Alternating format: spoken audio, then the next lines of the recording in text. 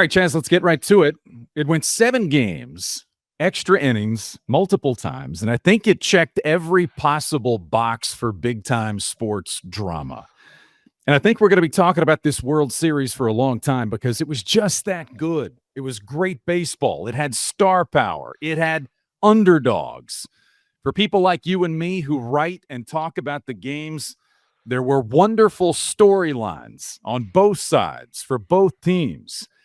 But what I did find myself doing more than a few times as I watched the World Series is I tried to imagine the Cincinnati Reds in one of the dugouts. And for the Reds, the way I came to think of it is it's not just that they don't have Ohtani and Yamamoto. I mean, they don't have Max Muncy, the Reds don't. But more than that, the Reds' best players don't have the layers of postseason experience that I think it takes to perform in those situations and win those kinds of baseball games.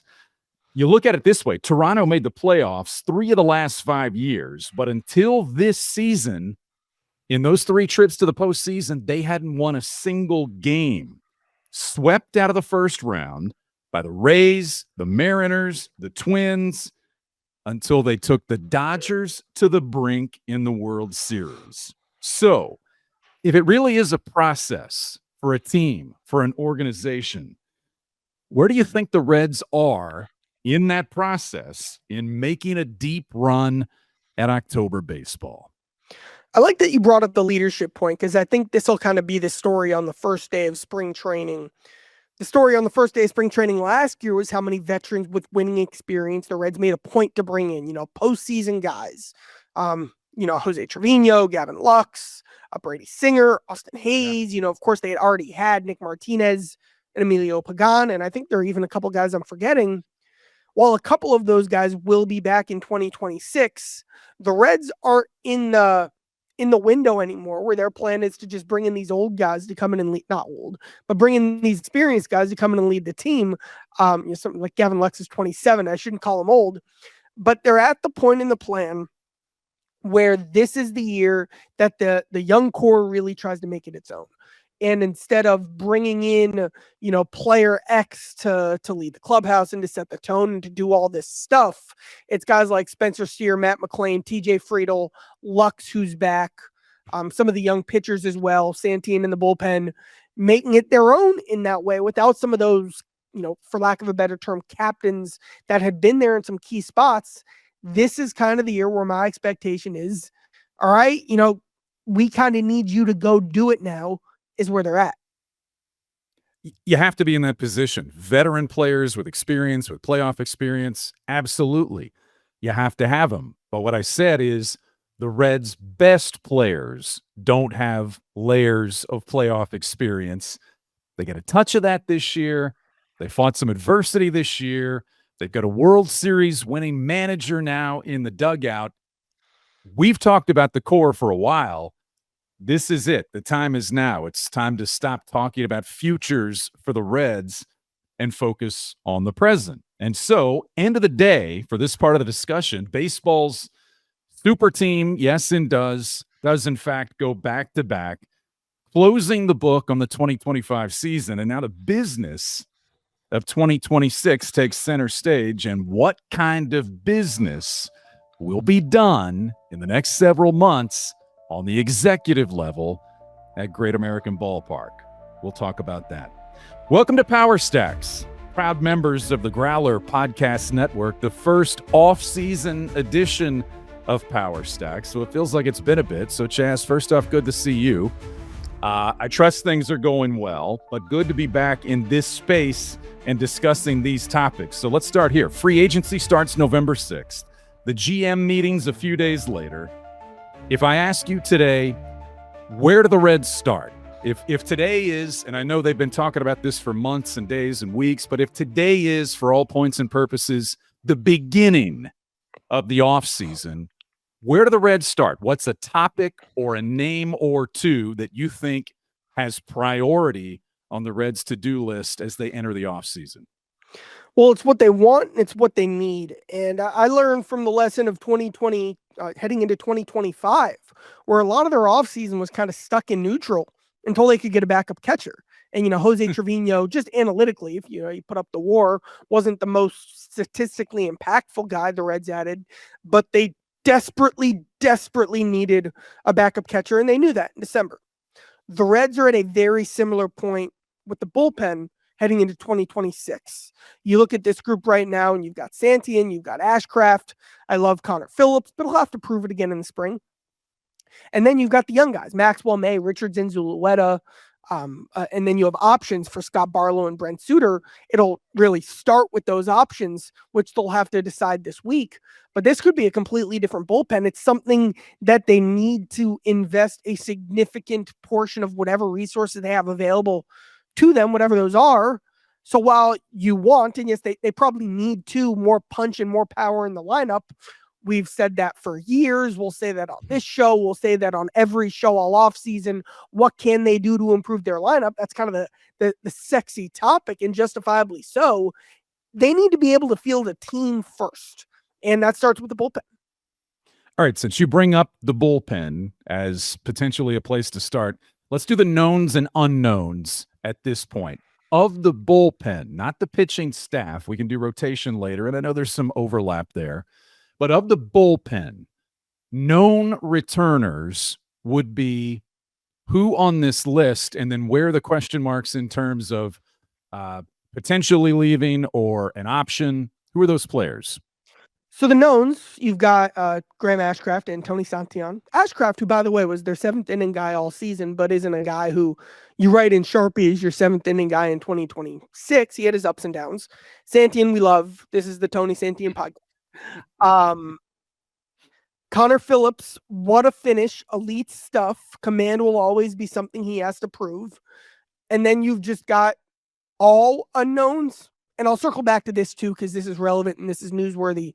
This week, the Reds have to decide on an option on Barlow, I believe, for about $6 million, and Suter, I believe, for about $3 million. That's this week. Barlow is a guy who's very useful to have kind of in a lower leverage role, and he can kind of move up the depth chart if injuries happen. I'd be interested in bringing him back regardless, if that option gets picked up or not. Suter is going to be a decision we'll have to make there. He kind of got phased out of the pitching plans in September, but that role in general, that long man who can cover any inning at any time, that'll be something they need one way or another. It's funny though, like 2 years ago, what you'd say about this bullpen is, man, they just don't have any power arms. And now they have all power arms, and they just need some guys who can throw strikes and give you some durability. One thing to feel optimistic about is this front office has proven they can build a bullpen on a budget. Like they've done that. Like I've got a lot of criticisms of stuff the Reds have done over the years, but like the 2023 bullpen was like magical, and how Alex Young and Fernando Cruz and a couple other guys just came out of nowhere. And they've done a pretty solid job of waiver claims and lower tier free agents. Buck Farmer doing a decent enough job. They'll probably have to recreate some of that magic again. A few weeks ago, when Nick Kroll did his end of the season spiel, he spoke with us. I asked him about the bullpen heading into 2026.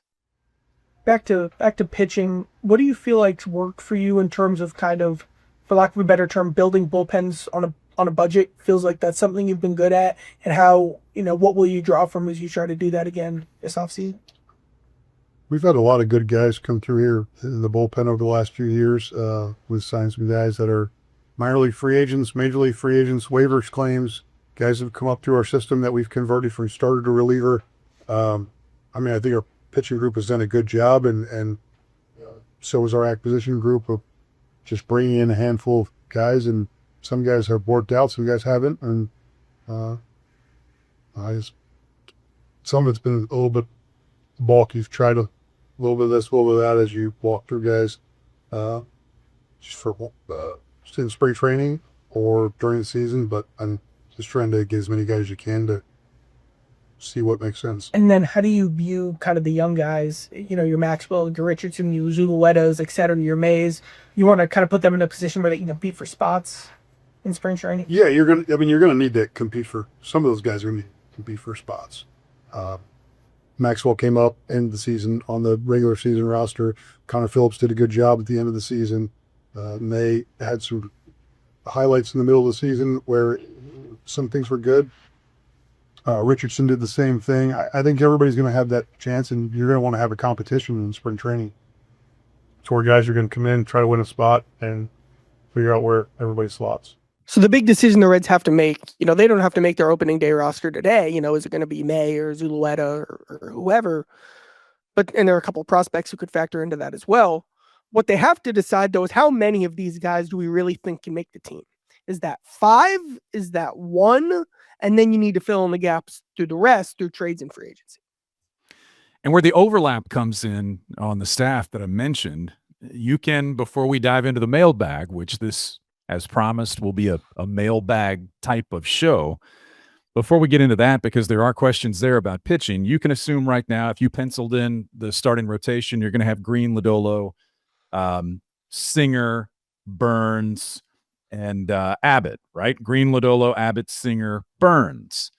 What's left, if you hope for some of the bright young prospects coming back from injury, you point out Lauder, Williamson, Aguiar. You don't know the timeline on some of these players right now, but what you do know is if you factor those names into the equation, those names, even if they come back fully healthy, will all be on innings limits or counts. So they'll manage those innings throughout the season, the way you saw with Chase Burns at times during this season. He'll take another step forward, but if you look at depth and you think of, well, they can be in the bullpen or they can be in the rotation or they can go back and forth, it's going to be moving the pieces again to fit the formula that you need for each player coming back from injury. Because do the Reds have high hopes for Rhett Lauder and Williamson and Aguiar? Absolutely they do, but you're going to have to do that with an eye on the future and staying healthy and keeping those guys in a good position. So I'm going to make my first official take of the offseason. I would bring back Zach Littell. Every time I say this, there is a limited set of space that the Reds have to work with. We all know it, and I'm going to try to report over the next couple of weeks to get a feel for how realistic and how much they have to work with. But even if it is pretty limited, I feel pretty confident, or at least a Zach Littell type. But I think what you love is Littell and his willingness and his ability to go back and forth between the rotation and the bullpen. Nick Martinez is going to get paid a lot of money. Great for him. Shout out, Nick. The whole point when you're in a team in a spot like the Reds is you have to find the next Martinez. You have to find the next Pagan. And what I'm worried about, actually, is this team's rotation depth, because will Burns be able to throw 200 innings? Probably not. Lauder, probably not. Williamson, probably not. Aguiar, probably not. Chase Petty, a complete unknown. Jose Franco's a guy on the 40-man who's a name you probably need to start thinking about as well as a guy who could be in this mix, probably get invited to spring training, stuff like that.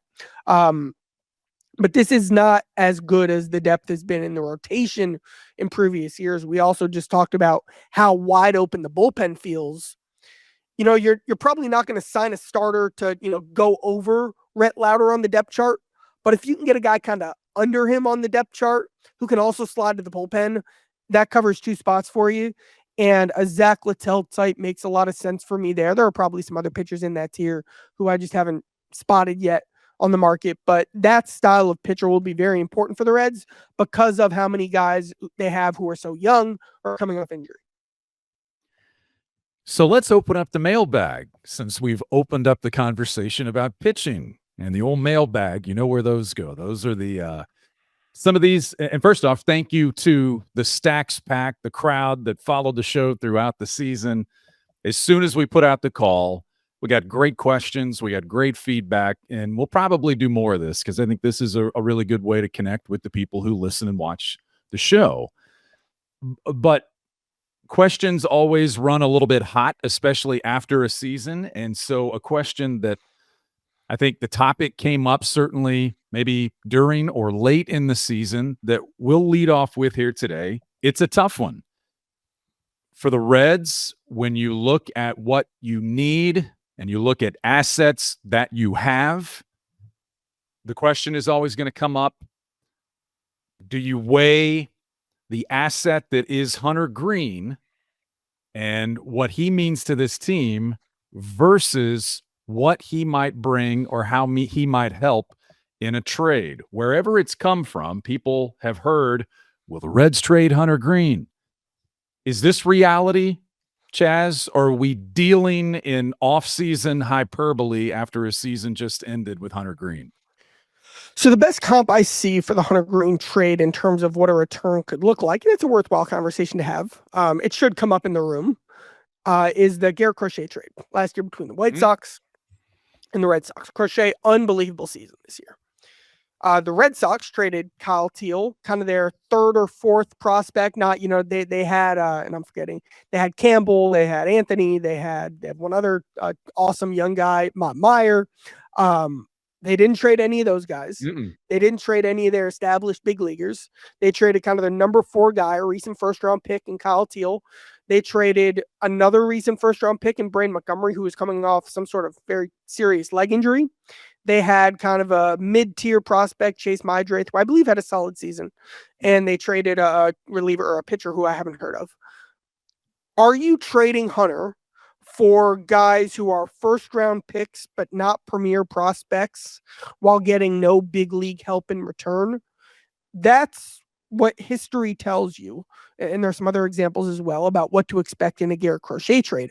Or it's like, and I'm making this up off the top of my head, or it's like Adley Rutschman with the Orioles, who I believe is more expensive and has fewer years of team control, and you're losing long-term value by making that trade in the first place. Like, and I've got a list of trade. I won't read them here, but I've got a list. All right, who are trade candidates who would fill the need that we're all looking for? That power bat. I've got names in bold: Riley Greene, Brent Rooker, Spencer Torkelson, Tyler Soderstrom, Andy Paez. Like, are any of those guys realistic multi-time all-stars in the way that I feel like Greene is a realistic multi-time all-star? Now, maybe there's a guy out there missing. Maybe there's a trade I'm not seeing right now. Maybe there's a trade that comes to fruition, at a hotel bar at the GM meetings. That's how these things typically go. But every time I've asked and checked and explored the market, I've had a hard time finding a deal for Greene that will give the people, the fan base, what they want. And I agree. The thing to remember about the comp, though, is the White Sox make that deal with Crochet knowing that they're not have any plans of contending anytime soon. In terms of what they got back, it's a different perspective than the Reds, who believe that if they make a deal, as I said, it can't be an all futures deal because they need help for a team that they believe is in a window right now to win. So there's different perspective for every trade, for every team with where they are. I think we can all agree on one thing. The Reds need to be in the camp of this is the window, this is our core. Anything that doesn't help our core, it doesn't have to be the only thing, but anything that doesn't help our core and our chances to win now, I'm not talking too much about those things. You have to plan for the future, but I want the majority of the conversation and the impact to be about now for the Cincinnati Reds. And so let's do another question. And let's do that. This is a question that we got via X. Are there any needle-moving bats that are realistic free agent targets? You just mentioned those guys. Are the Brent Rookers and the Spencer Torkelson? Does that feel realistic, whether it's Hunter Greene or anybody else? Looking at the free agent targets, there are a couple names I put in bold. It is a good first base class. And one of the more interesting kind of behind the scenes things, not behind the scenes, but in the weeds, is like, all right, if some of the more reliable, proven, and affordable hitters in this class are first basemen, but you're a team that's prioritizing defense, and Spencer Steer's a Gold Glove finalist, and you have Sal Stewart who can play first base. And if he's not playing first, where is he playing? Then do these guys fit? But to me, a very clear lane, if you really want to improve the offense, would be one of these first basemen like Josh Naylor, Paul Goldschmidt, Rhys Hoskins.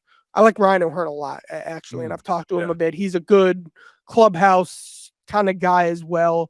Mike Yastrzemski was my favorite of the outfield bats. He played really well for the Royals in the second half of last season. He gets on base. Are you buying a massive balloon season from Trent Grisham? Are you buying that, a total bounce back after a terrible year from Michael Conforto? Like, those are I mentioned some of the trade guys earlier. Those are some of the free agents I have, I've in green and bold on my spreadsheet. Now I need to do some more work on this class. Then one more tier 2, the middle infielders, because we'll talk about Ellie. I think more likely than not, he's their shortstop in 2026, but we haven't been given a firm answer for that yet. So at the very least, I'm looking, all right, what are these second basemen and shortstops on the market? The problem is the whole reason the Reds invest in so many shortstops in the draft and internationally is how hard it is to find these guys. So like the Yankees seem to hate Anthony Volpe, but how are they supposed to get a shortstop this offseason? Like, so they're going to be, in the market. They're going to be desperate. There are other teams like that in similar positions. I think the Padres are bad at shortstop, teams like that. So like Gleyber Torres, great bat, but he really hurts your defense. Jorge Polanco coming off what I believe was a balloon year. Hassan Kim, betting on him to stay healthy. Like there aren't a ton of those middle infield options that would then slide Ellie to center. But I'm exploring that category of player as well. Known commodities, known returners, barring a trade at this point for the Reds lineup: Spencer Steer, Sal Stewart, McLean, De La Cruz, the now 2-time Gold Glover, Ke'Bryan Hayes, Noelvi Marte, TJ Friedel, Gavin Lux, Tyler Stevenson, Jose Trevino. Some of those names. And we're debating, obviously, all of the offensive numbers. Man, kudos to Ke'Bryan Hayes for doing what he's always done, for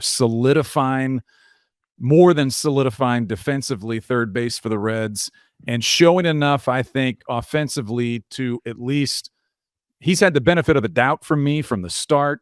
But the whole spin of the Ke'Bryan Hayes deal of we believe that there's a little more in there offensively or something that we can reclaim that's been dormant for a while.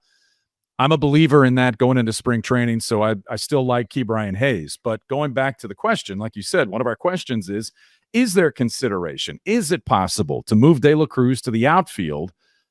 Is that something that's being discussed? You said we don't have a firm answer on it yet, but I'll just ask opinion-wise. When I talk to people that I respect, people in the game or people formerly in the game, this is almost split on whether or not it's a worthwhile idea to entertain or whether or not you just brush that off and say, no, the guy's a shortstop. He's going to be here for a few more years. He's going to be your shortstop.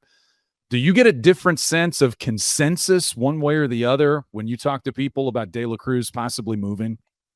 I think at the end of the day, from what I've heard, and again, I have more work to do on this story. We've got the GM meetings coming up, the winter meetings after that. What I've heard the most just over the year was, this is cliche, roll your eyes. They want to put their best team on the field. And I'm just going to make up a name. Like, they cut him, so let's put him in this category. Like, are you saying you're moving Ellie to center and then saying like, yep, we're moving Ellie to center and making Espinal the second baseman? Is that your best team? And they just cut Espinal. Like, clearly they didn't feel like that was the best team, for example. The flip side is if Ellie's your shortstop, let's say TJ Friedel doesn't exist, and now you're rolling into 2025 with Blake Dunn as and I like Blake. Good second half of the season. Good job, Blake. He did. Should have been on the postseason roster. But now you're rolling into 2026 with Blake Dunn theoretically in this fantasy world as your everyday starting center fielder because you were dead set on not moving Ellie to center. That's not your best team. I put your best team on the field. I look at, and I think they will look at options this offseason that include Ellie being their shortstop and maybe some contingencies that would, if you get these two moves done, who are awesome, you get the best second baseman and the best first baseman in the league, and now you move pieces around. Well, then now the best team has Ellie in center. Like, I think all of those scenarios exist, and it might even be a decision that's made kind of after they get a feel for what the offseason market looks like, as opposed to on October 1st telling Ellie you are a shortstop. That would make sense to me. Again, I haven't confirmed that yet. I have more work to do on this story. It's a big story. It's the most common thing people talk about when they talk about the Reds. But I am a big believer, just get the best team on the field. I agree with that. And I think of it since we're in the thick of college football season and everybody's firing their coach, the old belief is, if you're an athletic director and you're going to fire your coach, you better know who your next coach is going to be. And so if you're going to move your shortstop in Ellie De La Cruz, you better know what the plan is behind that. And as you said, it better make sense and make you a better team across the board in terms of getting the best players on the field and in can I say the one more lineup thing? at the same time. Yeah, you can. Always. The plan can't be, and I don't think it is, oh, just wait for Edwin Arroyo. He'll come up and he'll be a Rookie of the Year candidate. And I like Edwin, and he's maybe the most interesting guy in spring training, but based on, especially with the bat, and his exit velos climbed up as the year went on. But based on what we've seen from him so far, you can't just write Edwin's name and say he'll play Gold Glove defense and he'll hit 260. Like, he's still very, very much an unknown. Hasn't even played in AAA. So while he is an interesting piece to discuss looking at this team's future, it's not like when you are making your definitive day one plan for 2026, you can just lock him in a way that they kind of might with Hector Rodriguez, who's at a different stage of his development as a prospect. Even if he doesn't make the opening day roster, I think we'll be seeing a ton of him in the outfield next season. But Hector is much more someone I feel like you can rely on from a planning perspective right now for the first half of 2026 than Edwin Arroyo. So a name to remember, which you brought up throughout the past season, Hector Rodriguez, right? Yeah, I mean, roll your eyes. He might be the most impactful bat that the Reds kind of add to the roster in 2026. That's not pretty. You want to be able to add kind of that established veteran, but Hector kind of brings a different gear. I mean, he's like the best bad ball hitter people say they've ever seen, but that shows like he goes out and get it. He's aggressive. Vlad Guerrero was the best bad ball hitter ever. He's not juniors, senior. Yeah, I did know that about Vlad, even though I didn't watch a ton of Vlad. He's elite at that, and that kind of shows. He just goes and gets you. And he could be a middle of the order bat long term for the Reds. He's a name to keep in mind in your conversations. All right, another question we got was, and this, not to be Debbie Downer here, but people are still talking about, a work stoppage, whatever you want to call it, after this season for 27. So, as the two sides get together and start talking about the future of baseball and what does one side want that the other doesn't, you don't know where that's going to go. But baseball, first off, the game seems to be in a great place with some of the tweaks that have been made, with some of the stars that have blossomed, with an epic World Series that seemed to be a crescendo for the sport. I don't remember a World Series recently, and I'm not just talking about TV numbers, but I don't remember a World Series recently that as many people across as many different parts of the sports landscape were talking about the World Series as they were this year. I'm kind of in hockey at this point of the year, and it wasn't just because Toronto was Canada's team. Hockey players and people that don't watch baseball were talking about the World Series and talking about what players were doing in that. Baseball scored this season with the way that the season ended and how it all played out. Do you still have to, if you're a team like the Reds, are you budgeting and planning with the possibility of a lockout or a work stoppage after 2026? Is that a factor? These are like there are important ownership level questions that the Reds will have to answer this season. One being, are you expecting, if you're expecting a lockout, a post-lockout significant payroll drop, which would mean a soft rebuild? If that's the case, do you feel like you need to push more in on 2026? If you're expecting a lockout and that having potential impact going forward, is it more valuable now to make this an offseason where you get a lot of extensions done so you have some sort of cost certainty, knowing what your budget and payroll will actually look like in 2027 and 2028, heading into what would factor to be a period of uncertainty? Those are the two big things to me. Does kind of the 2027 question mark push you to be more aggressive trying to get extensions done? And do you push more chips into 2026 by taking those chips out of 2027 or 2028 and restock those on the back end by trading some of these young core guys. Is that the time post lockout when morale's low and payroll's low to trade some of these guys and recoup your young core? That way, those are the two flagship decisions, the really ownership and then working with the front office will have to make. Let's hope we don't have to talk about that too much, but that's kind of out there on the horizon looming. But I hope going into 2026, man, I hope you get some good signs about the future of the game because it's in such a great spot. In terms of the team, we've done some lineup, we've done some pitching staff. Let's talk a little bit about the staff, the coaching staff. You have a manager who's won a couple of World Series and a couple of thousand games, who Terry Francona announced as a finalist for Manager of the Year in the National League, but also a couple of staff changes just early in the offseason. J.R. House, who lives in Arizona, one of our favorites, third base coach, is going to be the third base coach for the Diamondbacks. We wish him the best of luck. And another one of the good guys, Brad Mills, Millsy, after 1 year back on staff with Tito in Cincinnati, retiring to his home in Granbury, Texas with his family, and we wish him nothing but the best. Going to miss those two guys, but let's talk about what's added, Chaz. A couple of longtime big leaguers, two more joined Terry Francona's staff. Willie Harris has been third base coach for the Cubs. Most recently was manager at Daytona. He's going to go to third base in place of J.R. House. And Bill Hasselman will be the catching coach. He was with Tito in Boston back in the day for the first World Series. Longtime big leaguer. These things happen, and they can be impactful one way or the other, but staff changes in year two for the Francona regime. Yeah, I mean, I think this is a consistent, continuation of the trend of Francona valuing veteran coaches and valuing people he knows and people who he shares a similar philosophy and approach with. Two exceptions to that, but two great coaches who are still here, Freddie Benavidez and Colin Cowgill. But let's start with Hasselman, who, of course, you mentioned his history with Terry Francona. You look at Mike Napoli, who is now one of the most interesting figures on this coaching staff, who we'll circle back to in a bit. I mean, Mike Napoli went from assistant coach to assistant bench coach. It feels like after he was already very involved in a lot of behind the scenes things last year, moving up, he's going to be, when you're the assistant bench coach, you're involved in every single conversation. I think there's some real thought that he could be a real coaching prospect. Francona loves him. Francona, they play cards every day. Like, I think Mike might be one of Tito's best friends.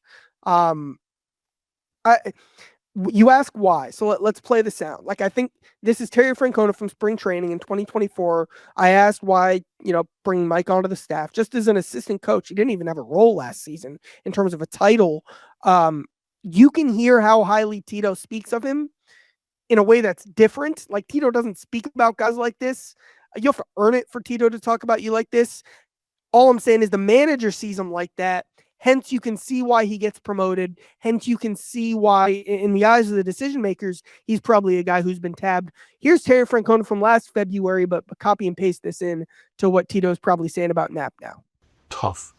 I thought we overachieved in 16, and I don't think it was a coincidence that he was on that team and the leader of that team.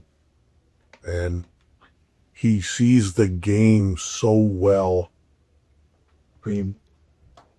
I was thrilled that we could figure out a way to get him here, because I think he's going to be a manager. Like, if he wants to be, I think he's going to be a manager, and I think he'll be really good. When did you sense, Tito, that he had that capability or even might have that desire down the road to get into coaching and to help? I didn't know that. I was glad. I think we were talking yesterday, when guys like that stay in the game, it's good for the game. To this day, one of my biggest regrets as a manager was we went to Chicago, and if you remember, we didn't have the DH. What was it? Because Santana, they had some tough righty going, and I'd played Santana in left field, And I was like, God damn, man, if I do this 2 nights in a row, this is going to really bite me in the ass. And I had to sit and I sat nap. And I think it was probably the single biggest mistake I've ever made. And I knew he was going to want to kill me. And we're at the old clubhouse in Chicago. I sat at the table out in the middle of the clubhouse because we played cribbage, and he sat down and would talk to me. And I said, I'm not leaving until you fucking talk to me. It took about an hour. But we, and looking back on it, I fucked up. And it still eats at me. I fucked up. He was the heart and soul of our team. And whether, I should have played. When a guy like that wants to get into coaching, you go to him and ask him, does he come to you and show an interest? How does that kind of come together with a guy like that? What, do you mean coming here? Well, just anybody that you had that's gone into coaching, that maybe somebody you hired or something. I think it's different with everybody. I mean, I've talked to a lot of guys that want to get in the game, want to stay in the game. With Knapp, the Tubbs let him go. And I was a little afraid to reach out to him because I didn't know if we had a spot. And I had kind of reached out to him a few years back and it didn't work out, and I really felt bad. So I didn't want that to happen. So I kind of felt like I was stringing him along a little bit this winter. And because I didn't want to get him excited. I was. And I had talked to our guys about it. But having him here is going to be really good. Not just for the players, but even for the coaches. He's got a good way about it. Very serious guy, very tough guy, has a good background. Obviously, he's been a great catcher. He was a great catcher, was a very good first baseman. I believe he was in charge of teaching guys first base last season. Yeah. He's been a base running coach. Obviously, very accomplished hitter. There was a memorable scene in Baltimore where he talked with Noelvi on the field during batting practice about his follow through, and then held that. And then Noelvi goes 6 for 6 in Baltimore, and Napoli's parading in that motion around the dugout because he's so excited. He watched every game that Sal Stewart didn't start last year right next to Sal, and he talked him through the entire game. Right. So these were kind of the behind the scenes things he was doing last year. And no one's told me this. My gut is he's going to be very, very involved, and he is a guy we're about to start talking about a lot more as a key piece of whatever, the structure and the core from a coaching and leadership perspective that the Reds are going with is. When you hear Tito talk like that, you heard him use the words heart and soul. Those are the kinds of people that he believes in. Those are the kinds of people all of us, frankly, want to believe in. And if Mike Napoli has indicated as he moves up a step in the dugout in terms of the chain of command this year, if he's indicated he wants to continue to do this, to have Terry Francona in your corner, to have Terry Francona as your mentor, to have Terry Francona with that belief, you could see a continued rise for Mike Napoli if that's the path he wants to take. But that's the Red staff as you hit the offseason. And so, yeah, as we wrap up this first offseason edition of Power Stacks, Chaz, I know you're going to be on all of the news in terms of the market and decision making from the top for the Reds.